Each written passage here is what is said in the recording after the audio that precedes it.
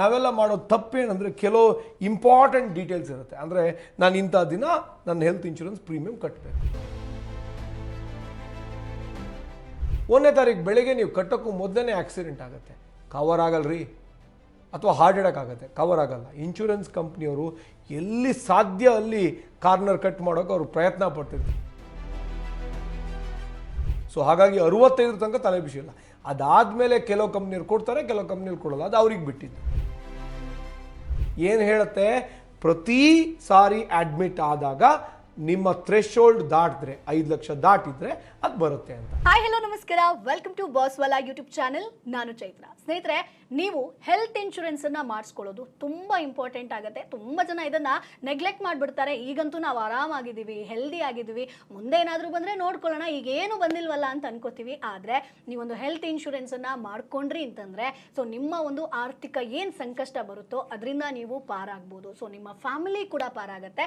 So ಹಾಗಾದ್ರೆ ಹೊಸದಾಗಿ ನಾವು ಹೆಲ್ತ್ ಇನ್ಶೂರೆನ್ಸ್ ಅನ್ನ ಮಾಡ್ಕೊಳ್ತೀವಿ ಅಂತಂದ್ರೆ ಹೇಗೆ ಮಾಡಬೇಕು, ಅಥವಾ ಆಲ್ರೆಡಿ ಹೆಲ್ತ್ ಇನ್ಶೂರೆನ್ಸ್ ಇತ್ತು ಅದನ್ನ ಎಕ್ಸ್ಪಾಂಡ್ ಮಾಡಬೇಕು ಅಂತಂದ್ರೆ ಹೇಗೆ ಮಾಡಬೇಕು ಅನ್ನೋದ್ರ ಬಗ್ಗೆ ಇನ್ ಡೀಟೇಲ್ ಆಗಿ ಮಾಹಿತಿ ಈ ವಿಡಿಯೋದಲ್ಲಿದೆ. ಮಿಸ್ ಮಾಡದೆ ಕೊನೆ ತನಕ ನೋಡಿ.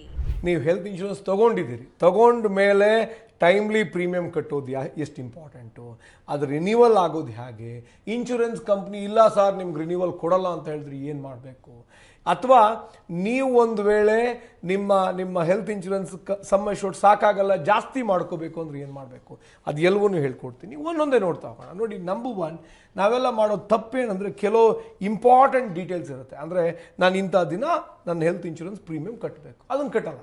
ಒಂದು ವಾರ ಬಿಟ್ಟು ಕಟ್ಟೋಣ, ತಿಂಗಳು ಬಿಟ್ಟು ಕಟ್ಟೋಣ. ನೆನ್ಪಿಟ್ಕೊಳ್ಳಿ, ನೀವು ಒಂದು ವೇಳೆ ಪ್ರೀಮಿಯಂ ಕಟ್ಟದೆ ಪಾಲಿಸಿ ಲ್ಯಾಪ್ಸ್ ಆಯಿತು, ಈಗ 30ನೇ ತಾರೀಕು ಕಟ್ಟಬೇಕಿತ್ತು, ನೀವು 1ಕ್ಕೆ ಕಟ್ಟೋಣ ಅಂತ ಬಿಟ್ಬಿಡ್ತೀರಿ. 1ನೇ ತಾರೀಕು ಬೆಳಗ್ಗೆ ನೀವು ಕಟ್ಟೋಕ್ಕೂ ಮೊದಲೇ ಆಕ್ಸಿಡೆಂಟ್ ಆಗುತ್ತೆ, ಕವರ್ ಆಗಲ್ರಿ. ಅಥವಾ ಹಾರ್ಟ್ ಅಟ್ಯಾಕ್ ಆಗುತ್ತೆ, ಕವರ್ ಆಗಲ್ಲ. ಇನ್ಶೂರೆನ್ಸ್ ಕಂಪ್ನಿಯವರು ಎಲ್ಲಿ ಸಾಧ್ಯ ಅಲ್ಲಿ ಕಾರ್ನರ್ ಕಟ್ ಮಾಡೋಕೆ ಅವರು ಪ್ರಯತ್ನ ಪಡ್ತಿರ್ತಾರೆ, ದುಡ್ಡು ಉಳಿಸೋ ಪ್ರಯತ್ನ ಪಡ್ತಿರ್ತಾರೆ. ನೀವು ಈ ಥರ ತಪ್ಪು ಮಾಡ್ಕೊಂಡು ಅವ್ರ ಹತ್ರ ಹೋದರೆ ಅವ್ರು ನಿಮ್ಗೆ ಕೊಡ್ತಾರೇನ್ರಿ ಕ್ಲೈಮು? ಆಗ ಕೊಡಲ್ಲ. ಸೊ ದಯವಿಟ್ಟು ಆ ಥರ ಕ್ಲೈಮ್ ಮಾಡಬೇಡಿ, ಮಿಸ್ಟೇಕ್ ಮಾಡಬೇಡಿ. ಇನ್ನು ಮತ್ತೊಂದು ಇಂಪಾರ್ಟೆಂಟ್ ಏನಪ್ಪ ಅಂದರೆ, ನೀವೀಗ ಹೆಲ್ತ್ ಇನ್ಶೂರೆನ್ಸ್ ತೊಗೊಂಡಿದ್ದೀರಿ, ಪ್ರೀಮಿಯಂ ಕಟ್ತಿದ್ದೀರಿ. ಇವತ್ತಿಗೆ ನಾನು ಹೇಳಿದ್ನಲ್ಲ, 1ನೇ ತಾರೀಕು ಪ್ರೀಮಿಯಂ ನಿಮಗೆ ರಿನ್ಯೂವಲ್ ಡೇಟ್ ಇತ್ತು, ನೀವು 2ನೇ ತಾರೀಕು ಹೋಗಿ ಕಟ್ತೀರಿ. 2ನೇ ತಾರೀಕು ಕಟ್ಟಿದ್ರೆ ಏನಾಗುತ್ತೆ ಗೊತ್ತಾ, ನಿಮಗೆ ಏನು ಪ್ರೀ ಎಕ್ಸಿಸ್ಟಿಂಗ್ ಡಿಸೀಸಸ್ ಇತ್ತಲ್ಲ ಮತ್ತೆ ರಿಫ್ರೆಶ್ ಆಗುತ್ತೆ. ಅಂದರೆ ಇನ್ನು 2 ವರ್ಷ ನಿಮಗೆ ಪ್ರೀ ಎಕ್ಸಿಸ್ಟಿಂಗ್ ಡಿಸೀಸಸ್ ಕವರ್ ಆಗಲ್ಲ. ಹಾಗಾಗಿ ದಯವಿಟ್ಟು ಹೆಲ್ತ್ ಇನ್ಶೂರೆನ್ಸ್ ಪ್ರೀಮಿಯಂನ ಆನ್ ಟೈಮ್ ಕಟ್ಟೋದನ್ನು ಅಭ್ಯಾಸ ಮಾಡ್ಕೊಳ್ಳಿ, ಅದು ಭಾಳ ಮುಖ್ಯ ಆಗುತ್ತೆ.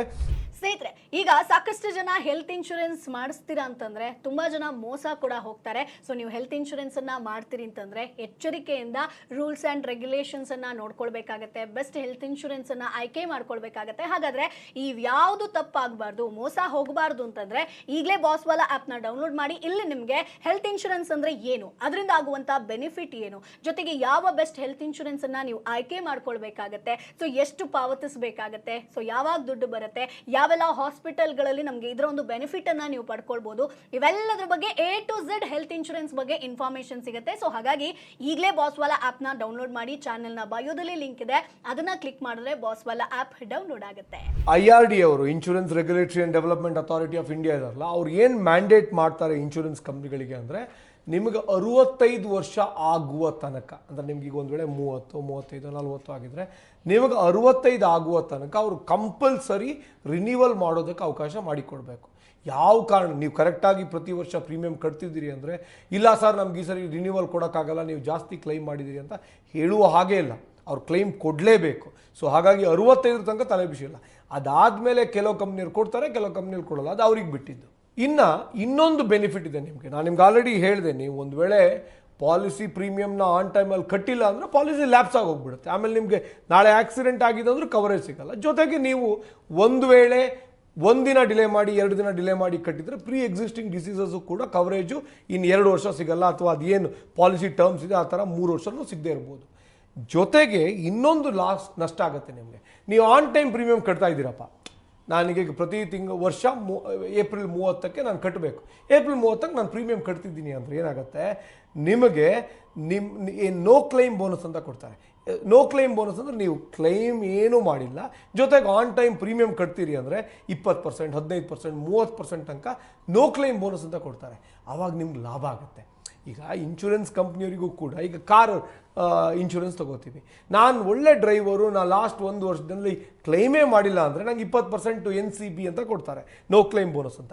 ಹಾಗೆಯೇ ಇನ್ಶೂರೆನ್ಸಲ್ಲೂ ಕೂಡ ನೀವು ಆರೋಗ್ಯ ಚೆನ್ನಾಗಿ ಇಟ್ಕೊಂಡಿದ್ದೀರಿ ಕಣ್ರಿ, ನೀವು ಜಿಮ್ಮಿಗೆ ಹೋಗ್ತೀರಿ, ಎಕ್ಸಸೈಸ್ ಮಾಡ್ತೀರಿ, ಯೋಗ ಮಾಡ್ತೀರಿ, ಚೆನ್ನಾಗಿದ್ದೀರಿ, ಒಳ್ಳೆ ಫುಡ್ ತಿಂತೀರಿ, ನೀವು ಕಾಯಿಲೆ ಬೀಳ್ತಿಲ್ಲ ಅಂದರೆ ಇನ್ಶೂರೆನ್ಸ್ ಕಂಪ್ನಿಯವರು ಖುಷಿಯಾಗಿ ನಿಮ್ಗೊಂದು ಸ್ವಲ್ಪ ಡಿಸ್ಕೌಂಟ್ ಕೊಡ್ತಾರೆ.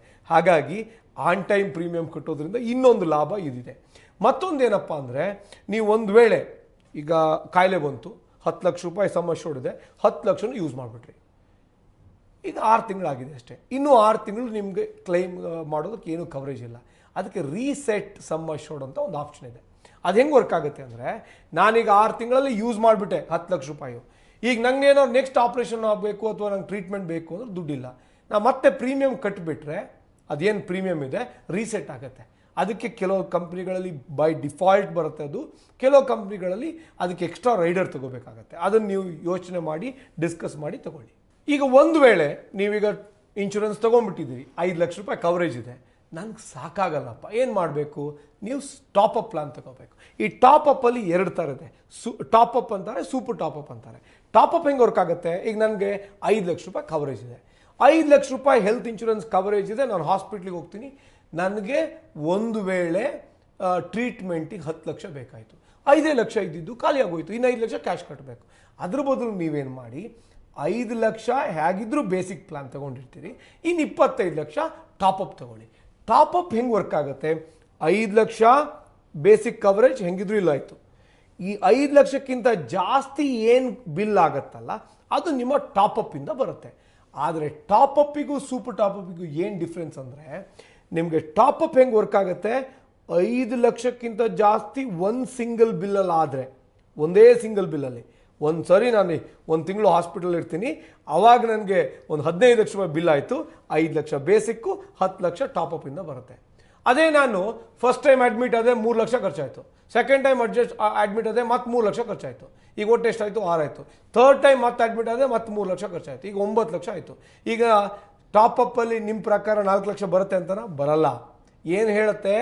ಪ್ರತಿ ಸಾರಿ ಅಡ್ಮಿಟ್ ಆದಾಗ ನಿಮ್ಮ ಥ್ರೆಶೋಲ್ಡ್ ದಾಟಿದ್ರೆ, 5 ಲಕ್ಷ ದಾಟಿದ್ರೆ ಅದು ಬರುತ್ತೆ ಅಂತ. ಸೊ ಹಾಗಾಗಿ ನೀವೇನು ಮಾಡಿ, ಸೂಪರ್ ಟಾಪಪ್ ತಗೊಳ್ಳಿ, ಬರೀ ಟಾಪಪ್ ಪ್ಲಾನ್ ತಗೋಬೇಡಿ.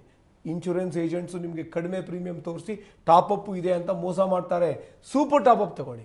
ಸೂಪರ್ ಟಾಪಪ್ ಹೆಂಗೆ ವರ್ಕ್ ಆಗುತ್ತೆ? ನಾನು 5 ಲಕ್ಷ ರೂಪಾಯಿ ಬೇಸಿಕ್ ಕವರೇಜ್ ತೊಗೊಂಡಿದ್ದೀನಿ, ನನ್ನ ಹಾಸ್ಪಿಟಲ್ ಬಿಲ್ಲು 20 ಲಕ್ಷ ರೂಪಾಯಿ ಆಯಿತು ಅಂತ ಇಟ್ಕೊಳ್ಳಿ, ನನಗೆ ಇನ್ನು ಉಳಿದಿರೋ 15 ಲಕ್ಷ ರೂಪಾಯಿ ಸೂಪರ್ ಟಾಪಪ್ಪಿಂದ ಬರುತ್ತೆ. ಒಂದು ವೇಳೆ ನಾನು 5 ಲಕ್ಷ ರೂಪಾಯಿ ಕವರೇಜ್ ತೊಗೊಂಡಿದ್ದೀನಿ, 3 ಲಕ್ಷ 4 ಸರಿ ನಾನು ಅಡ್ಮಿಟ್ ಆಗ್ತೀನಿ, 3 ಲಕ್ಷ 4 ಸರಿ ಬಿಲ್ ಆಗುತ್ತೆ, ಒಟ್ಟು 12 ಲಕ್ಷ. ಈಗ 5 ಲಕ್ಷ ಫಸ್ಟ್ ಆಗ್ತಾ ಇರೋ ತನಕ ನನ್ನ ಬೇಸಿಕ್ ಪ್ಲಾನ್ ಕವರೇಜ್ ಆಗುತ್ತೆ. 5 ಲಕ್ಷಕ್ಕಿಂತ ಜಾಸ್ತಿ ಏನಿನ್ನ 7 ಲಕ್ಷ ಆಗಿದೆಯಲ್ಲ, ಆ 12 ಲಕ್ಷದಲ್ಲಿ ಆ 7 ಲಕ್ಷನ ಸೂಪರ್ ಟಾಪಪ್ ಪಾಲಿಸಿ ಕೊಡುತ್ತೆ. ಹಾಗಾಗಿ ದಯವಿಟ್ಟು ಒಂದು ವೇಳೆ ನೀವು ನಿಮ್ಮ ಕ್ಲೈಮ್ನ ಜಾಸ್ತಿ ತೊಗೋಬೇಕು ಅಂದರೆ ನಿಮಗೆ ಕವರೇಜ್ ಜಾಸ್ತಿ ಬೇಕು ಅಂತ ಸೂಪರ್ ಟಾಪಪ್ ತೊಗೊಳ್ಳಿ. ನಾನು ಎಲ್ರಿಗೂ ಹೇಳೋದಿಷ್ಟೇ, ನೀವು ಎಷ್ಟೇ ಆದಾಯ ಇರಲಿ, 5 lakh basic, 25 lakh super top up ತೊಗೊಳ್ಳಿ.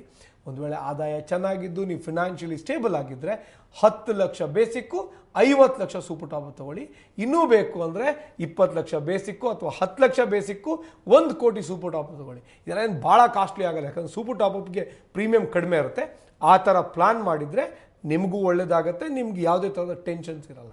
ಸೊ ಈ ಒಂದು ವಿಡಿಯೋ ನಿಮಗೆ ಯೂಸ್ಫುಲ್ ಆಗಿರುತ್ತೆ ಅಂತ ಅನ್ಕೊಳ್ತೀನಿ. ಮುಂದಿನ ವಿಡಿಯೋದಲ್ಲಿ ಮತ್ತಷ್ಟು ಮನಿ ಮಾಹಿತಿ ಜೊತೆ, ಮತ್ತಷ್ಟು ಬಿಸ್ನೆಸ್ ಐಡಿಯಾಸ್ ಜೊತೆ ನಾನು ನಿಮ್ಮ ಮುಂದೆ ಹಾಜರಿರ್ತೀನಿ. ಅಲ್ಲಿವರೆಗೂ ಬಾಯ್ ಬಾಯ್. ಬಾಸ್ ವಾಲಾ, ಬಿ ದ ಬಾಸ್.